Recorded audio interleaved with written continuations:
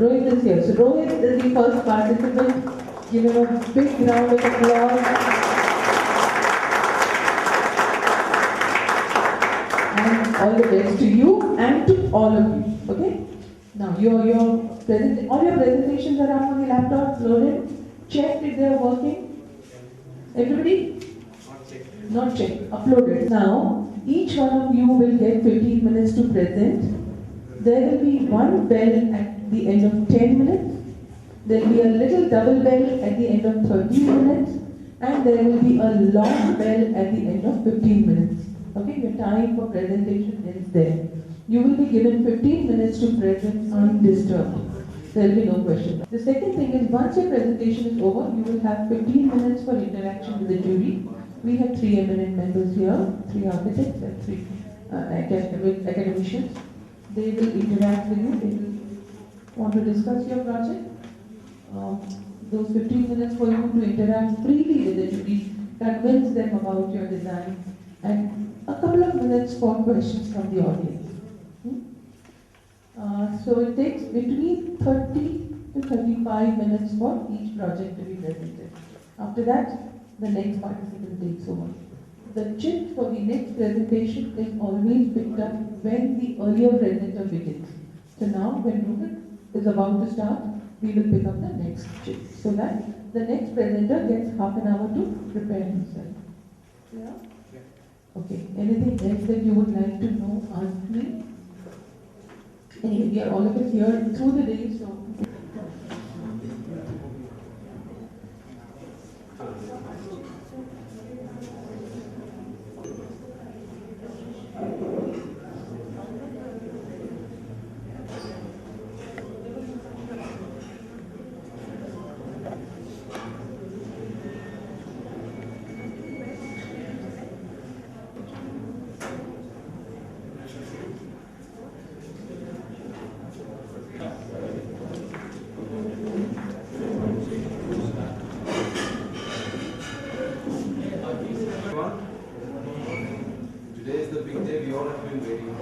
But firstly, we'd like to apologize for the delayed start. We're very sorry, and let's move on with the program. Today is the big event, the selection day of NIASA architectural thesis. So I would now like to request our beloved director to come and introduce the jury members. Everybody. Now, without more ado, I will start introducing the jury members. Anirudh Paul from Rahejas, right? Kamla Rahejas. And Professor Sirish Sukhatme from Bombay, practicing architect, visiting professor. And Professor Surya Kakani, who's also a visiting professor in CEPT and practicing architect. And we also have with us a very eminent architect and an executive committee member from the Council of Architecture, Prakash Deshmukh. Prakash Deshmukh is very well known, and he has an extensive practice all over Maharashtra and almost all over India. I would like Prakash to say a few words and throw the floor open for the participants too. Good morning to everybody. First, I congratulate to all the participants. I consider them they are the winners, all are the winners. Those who have reached at this stage and participated in this competition, I consider them they are all winners. Who is first, second or third, that is later on, doesn't matter much. But to participate in such a competition, to express your excellence is the point, and a very important point. Architectural field in India has very, very bright future. But the quality manpower is a problem. And that's why this award function is for excellence in architecture. Excellence in human resource takes a nation at the top.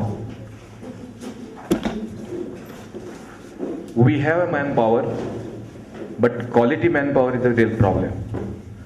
If you take a Korea, a small country, which is just or even smaller than any state of India, but Korea is a 10th economy of the world, and over each state of India can achieve that.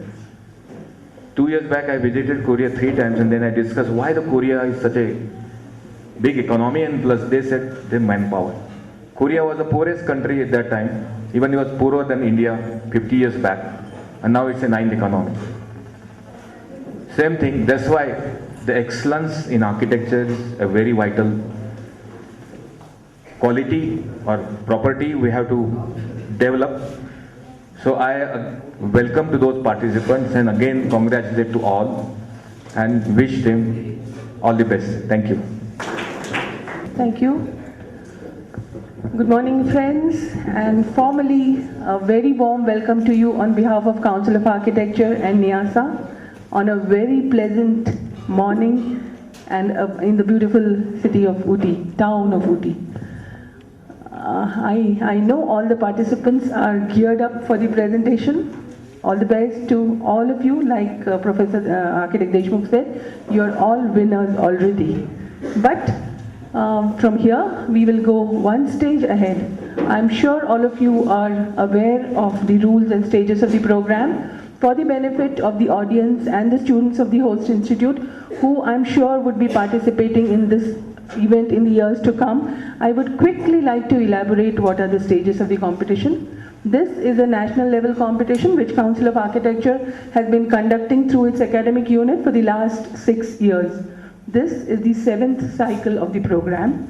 We have divided the colleges into 5 zones of 21 to 25 colleges each. Each college can nominate and send in 2 entries for an intake of 40 students. The entries that are collected at each zonal center are displayed for 3 days.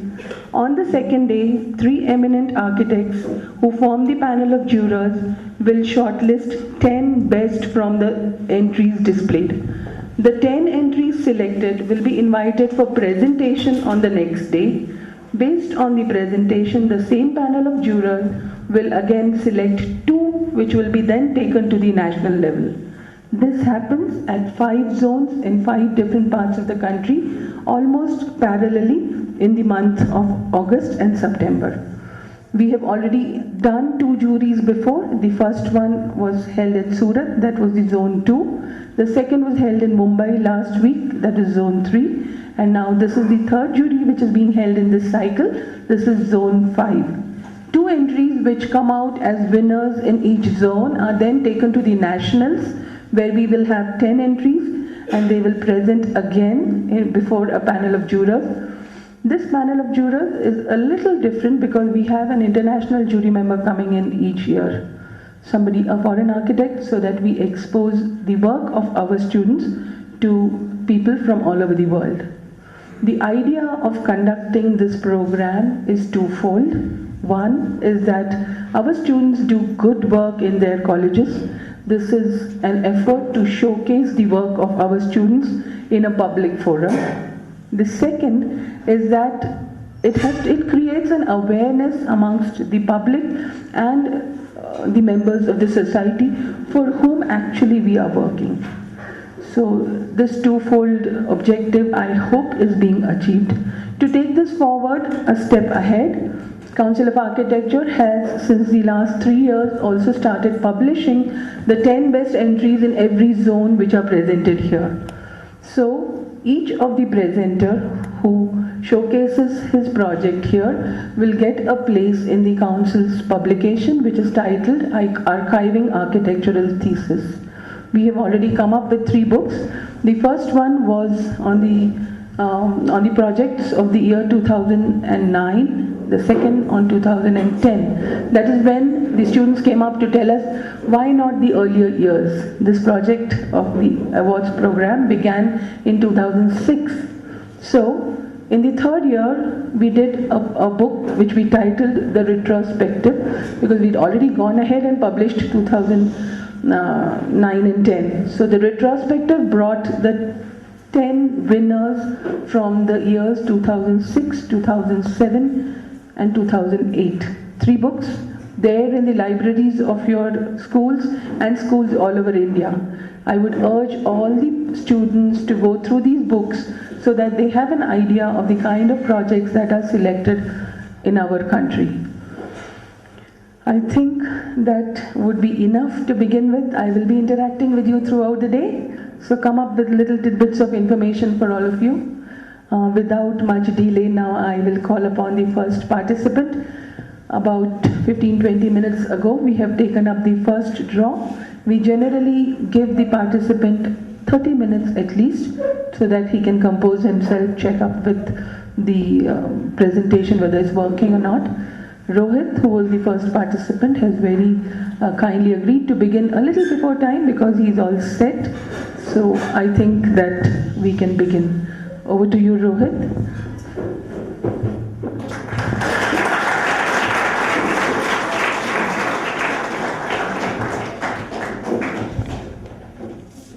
Rohit, and his project is Dr. Ambedkar National Center for Social Justice.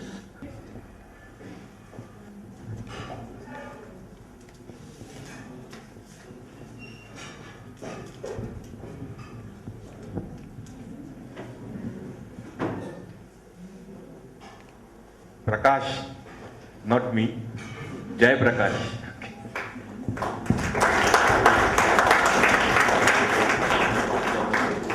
His topic is revitalization of an abandoned quarry at Mumbai. Prakash, you're the next. All the best. Morning. My thesis topic is Dr. Ambedkar National Center for Social Justice at Janpath, New Delhi. Basically, it's a resource center where the common public can access for availing the basic, for overcoming the basic issues they face in everyday life. Actually, there's a system to solve the issue on different levels. They have officials, they have legal officials there, and they have NGOs there, they have research scholars there. So it's basically a resource center where common public can go and seek help for getting justice. So first, to my contextual study, my location is Janpath, New Delhi, which belongs to the Lutyens Bungalow zone. So it has some special characteristics on the aesthetic aspects as well as the functional aspects. And first on the evolution of the New Delhi area from the old Shahjahanabad area. And about the site context, the site at present the site belongs to some office spaces and all, including the Parliament House and the other major public offices there. And the main linkages, one is the international airport, which is 15 kilometers away from the site, and the second one is the New Delhi railway station, and the bus depots and metro stations.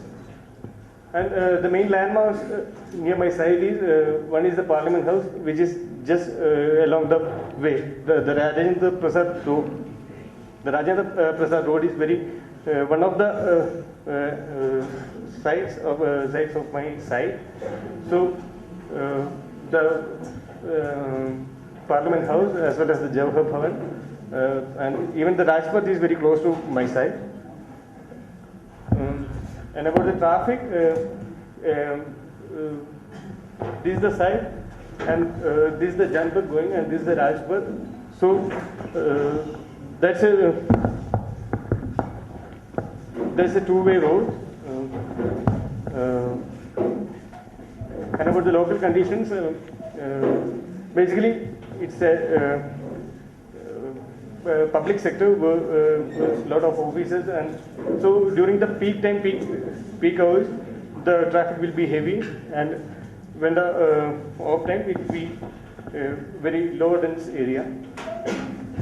So then about the urban decoration, as we all know, the Lutyens Bungalow zone have some specific building characteristics, and in the built mass also